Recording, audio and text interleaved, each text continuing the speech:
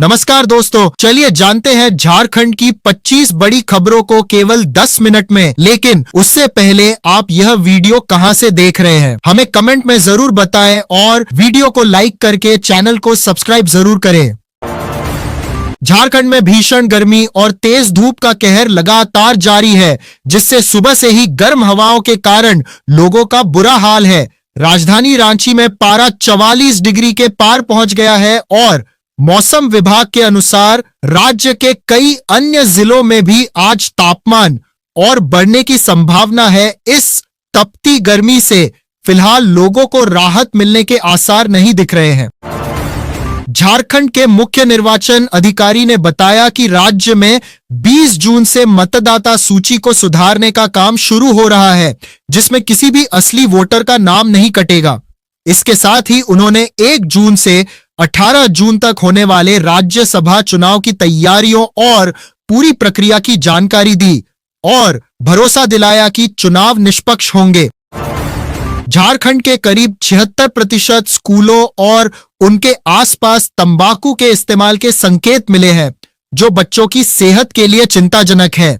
इसे देखते हुए झारखंड के स्कूली शिक्षा विभाग ने सख्त कदम उठाया है। विभाग ने राज्य के सभी स्कूलों में 11 जून से 18 जून तक एक विशेष जागरूकता अभियान चलाने का निर्देश दिया है, ताकि बच्चों को तंबाकू के नुकसान के प्रति जागरूक किया जा सके।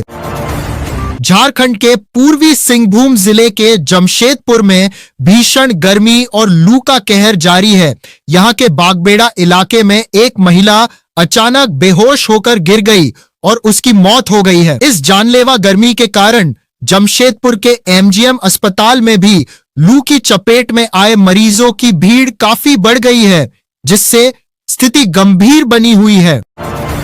झारखंड के गढ़वा जिले की हर पंचायत में अब दूध का उत्पादन बढ़ाने के लिए दुग्ध उत्पादक सहयोग समिति बनाई जाएगी। उपायुक्त अनन्य मित्तल की अध्यक्षता में हुई बैठक में यह फैसला लिया गया है। इस योजना का मुख्य उद्देश्य ग्रामीण इलाकों में रोजगार के नए अवसर पैदा करना और पशुपालकों की आमदनी को बढ़ाकर उन्हें आर्थिक रूप से मजबूत बनाना है। देश के साथ साथ झारखंड में भी पेट्रोल, डीजल और सीएनजी के दाम बढ़ने से आम जनता पर महंगाई का बोझ बढ़ गया है। पिछले 10 दिनों में ही ईंधन की कीमतों में 5 रुपए से ज्यादा की बढ़ोतरी हुई है। इस दाम वृद्धि के कारण अब माल ढुलाई महंगी होने की आशंका है, जिससे आने वाले समय में रोजमर्रा की जरूरी चीजों की कीमतें भी बढ़ सकती हैं। झारखंड के गिरिडीह जिले के डुमरी विधायक जयराम महतो ने सरकारी सिस्टम की नाकामियों और युवाओं के गुस्से पर अपनी बात रखी है। उनका कहना है कि राजनीतिक दल धर्म के नाम पर असली मुद्दों से ध्यान भटका रहे हैं, जबकि जनता बेरोजगारी और आर्थिक तंगी झेल रही है। उन्होंने साफ कहा कि रोटी और बुनियादी जरूरतें धर्म से बढ़कर हैं और अब युवा जागरूक हो चुका है।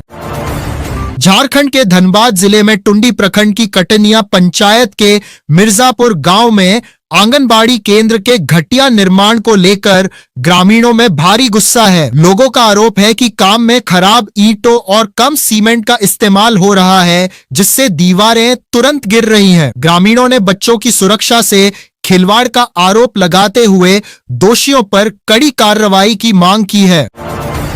झारखंड कर्मचारी चयन आयोग ने सहायक आचार्य भर्ती परीक्षा के तहत भाषा विषय के लिए 22 नए अभ्यर्थियों का चयन किया है।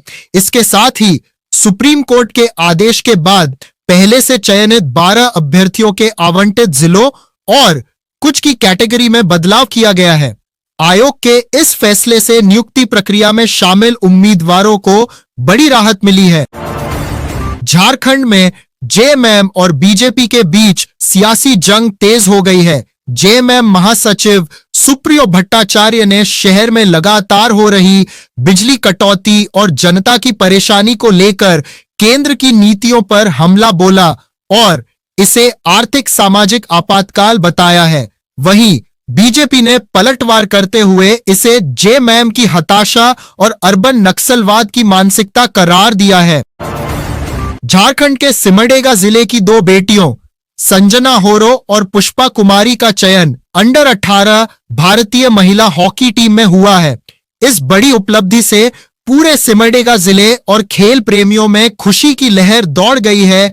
दोनों खिलाड़ियों की इस सफलता ने राज्य का मान बढ़ाया है और हर तरफ उन्हें बधाई देने वालों का तांता लगा हुआ है। झारखंड के सरायकेला खरसावां जिले में अवैध शराब बनाने, बेचने और पीने वालों के खिलाफ प्रशासन लगातार सख्त कदम उठा रहा है। इसी कड़ी में उत्पाद विभाग की टीम ने सिनी मोड़ पर स्थित 6 ढाबों और रेस्टोरेंट में अचानक छापेमारी अभियान चलाया है। इस औचक कार्रवाई से अवैध शराब के कारोबारियों में हड़कंप मच गया है और पुलिस आगे की जांच में जुटी है। झारखंड के पलामू जिले के पांकी प्रखंड में लाखों रुपए की लागत से बने तहसील कचहरी भवन पिछले कई सालों से बंद पड़े हैं। इन सरकारी भवनों का इस्तेमाल न होने के कारण स्थानीय ग्रामीणों को अपने छोटे मोटे कामों के लिए आज भी प्रखंड मुख्यालय के चक्कर काटने पड़ रहे हैं। प्रशासन की इस लापरवाही से लोगों को भारी परेशानियों का सामना करना पड़ रहा है। झारखंड की राजधानी रांची के सीएम स्कूल ऑफ एक्सीलेंस में पढ़ने वाले गरीब परिवारों के बच्चों में बड़ा बदलाव दिख रहा है। सामान्य काम करने वाले माता पिता के ये बच्चे अब शानदार अंग्रेजी बोल रहे हैं और विज्ञान के बेहतरीन प्रोजेक्ट्स बना रहे हैं। यह हेमंत सोरेन सरकार की उत्कृष्ट विद्यालय योजना की बड़ी सफलता और सरकारी स्कूलों की बदलती तस्वीर का जीता जागता सबूत है। झारखंड के धनबाद जिले में बाघमारा के हरिणा कॉलोनी के लोग लंबे समय से लो वोल्टेज की समस्या से परेशान हैं। बिजली की मांग को लेकर सैकड़ों ग्रामीण और स्थानीय मुखिया ने कॉलोनी के गेट पर अनिश्चितकालीन धरना शुरू कर दिया है। ग्रामीणों का आरोप है कि प्रबंधन उन्हें सिर्फ झूठा आश्वासन दे रहा है, इसलिए मांग पूरी होने तक आंदोलन जारी रहेगा। झारखंड के सरायकेला खरसावां जिले में स्वास्थ्य सुविधाओं को बेहतर बनाने के लिए 45 नए उप स्वास्थ्य केंद्रों के निर्माण को मंजूरी मिली है। इसी योजना के तहत जिला परिषद अध्यक्ष और सदस्यों ने देउली और बुरुडी में 2 नए स्वास्थ्य उप केंद्र भवनों का शिलान्यास किया है। इन केंद्रों के बनने से अब स्थानीय ग्रामीणों को इलाज के लिए दूर नहीं जाना पड़ेगा। झारखंड की राजधानी रांची में लगातार बढ़ते बिजली संकट को लेकर केंद्रीय रक्षा राज्य मंत्री संजय सेठ ने राज्य सरकार पर बड़े सवाल उठाए हैं। उन्होंने बिजली कटौती को लेकर सरकार की कार्यप्रणाली और अक्षमता की कड़े शब्दों में आलोचना की है। संजय सेठ के इस बयान के बाद राज्य में बिजली की समस्या पर सियासत और तेज हो गई है। झारखंड में विज्ञान और तकनीकी को बढ़ावा देने के लिए 3 बड़ी नई योजनाएं शुरू होने जा रही हैं। इनके तहत राज्य में रोबोटिक्स फेस्टिवल और साइंस टेक्नोलॉजी क्विज जैसे बड़े कार्यक्रम आयोजित किए जाएंगे। राष्ट्रीय गणित और विज्ञान दिवस पर होने वाले इन आयोजनों का जिम्मा JCSTI संभालेगा, जहां बेहतर प्रदर्शन करने वाले छात्रों को लाखों रुपए के पुरस्कार दिए जाएंगे। झारखंड के नेता प्रतिपक्ष बाबूलाल मरांडी ने मुख्यमंत्री हेमंत सोरेन को फिर से एक पत्र लिखा है। इसमें उन्होंने रांची के बिरसा मुंडा केंद्रीय जेल में एक महिला बंदी के साथ हुए यौन शोषण के मामले में अब तक कोई कार्रवाई न होने पर गंभीर आरोप लगाए हैं। उन्होंने सरकार से इस संवेदनशील मामले पर तुरंत कड़ा संज्ञान लेने की मांग की है। झारखंड में प्रतियोगी परीक्षाओं में पेपर लीक और नकल का खेल थमने का नाम नहीं ले रहा है, जिससे राज्य की पूरी परीक्षा व्यवस्था पर गंभीर सवाल खड़े हो गए हैं। इस धांधली के पीछे यूपी और बिहार का एक बड़ा सक्रिय गिरोह काम कर रहा है। लगातार सामने आ रहे इन मामलों से परीक्षा की तैयारी करने वाले छात्रों में भारी निराशा और आक्रोश है। झारखंड की राजधानी रांची के अनगढ़ा प्रखंड में मनरेगा विभाग ने डिजिटल कार्य प्रणाली को लेकर एक विशेष प्रशिक्षण कार्यक्रम आयोजित किया है। इस दौरान बीडीओ ने बताया कि काम में पारदर्शिता और बेहतर निगरानी के लिए अब मनरेगा मजदूरों की हाजिरी NMMS ऐप के जरिए ऑनलाइन लगाई जाएगी। इस नई डिजिटल पहल से भ्रष्टाचार पर रोक लगेगी और काम में तेजी आएगी। झारखंड के धनबाद जिले में आयोजित 19वें रोजगार मेले में 76 युवाओं को उनके नियुक्ति पत्र सौंपे गए हैं। इस खास मौके पर प्रधानमंत्री नरेंद्र मोदी ने वीडियो कॉन्फ्रेंसिंग के जरिए युवाओं को बधाई दी है। कार्यक्रम में केंद्रीय मंत्री अन्नपूर्णा देवी और स्थानीय सांसद दुल्लू महतो भी मौजूद रहे, जिन्होंने युवाओं को नौकरी मिलने पर शुभकामनाएं दी और उनका हौसला बढ़ाया है। झारखंड के हजारीबाग जिले में स्थित डीटीओ कार्यालय परिसर में लगातार जहरीले सांप निकलने से कर्मचारियों और आम लोगों में भारी डर का माहौल है। कार्यालय के आसपास फैली गंदगी और बड़ी बड़ी झाड़ियों की वजह से सांपों का खतरा और बढ़ गया है। इस दहशत के कारण दफ्तर का कामकाज भी बुरी तरह प्रभावित हो रहा है।